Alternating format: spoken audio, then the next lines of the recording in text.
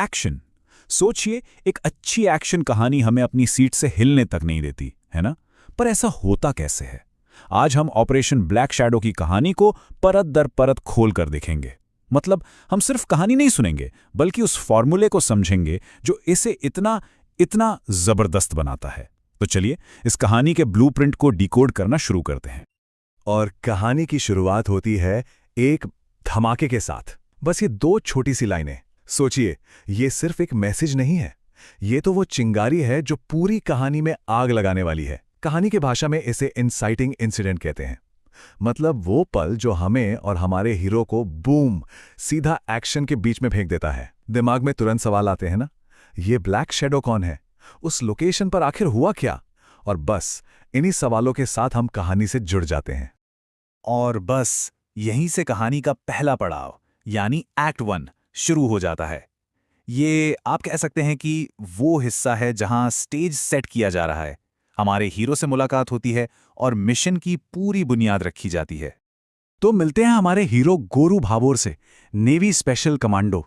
मतलब ये कोई आम सोल्जर नहीं है, ये बेस्ट ऑफ द बेस्ट है।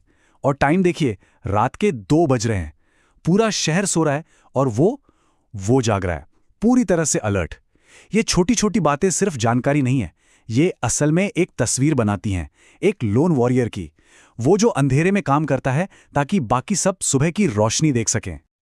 और यहाँ एक बहुत ही कमाल की बात है। कहानी लिखने वाला हमें ये नहीं बताता कि गोरू कितना काबिल है, वो हमें दिखाता है। सिर्फ 30 सेकंड्स में टैक्टिकल गियर पहनकर तैयार। ये स्पीड, ये प्रोफेशनलिज्म, यही तो उसकी पहचान है। ये शो डोंट टेल का एक क्लासिक एग्जाम्पल है। और यही चीज़ एक एक्शन हीरो को यादगार बनाती है। बातें कम और एक्शन ज़्यादा। ठीक है, तो अब हम कहानी के बिल्कुल बीच में, उसके दिल में उतर रहे हैं। एक्ट 2 यानी टकराव का दौर।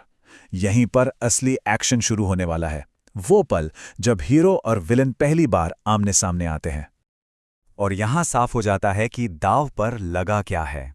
देखिए, एक तरफ है गोरू भाभोर, देश का रखवाला, और दूसरी तरफ है ब्लैक शैडो, जिसे डर का दूसरा नाम कहा जाता है।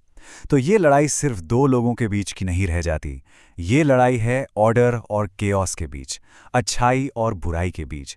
और यही वो चीज़ है जो कहानी को एक इमोशनल कोर, एक मजबूत आधार देती है। कोई लंबी चौड़ी बातें नहीं, कोई इंट्रोडक्शन नहीं, सीधा धड़ धड़ धड़ गोलियों की आवाज़। ये आवाज़ हमें उठाकर सीधा एक्शन के बीच में फेंक देती है।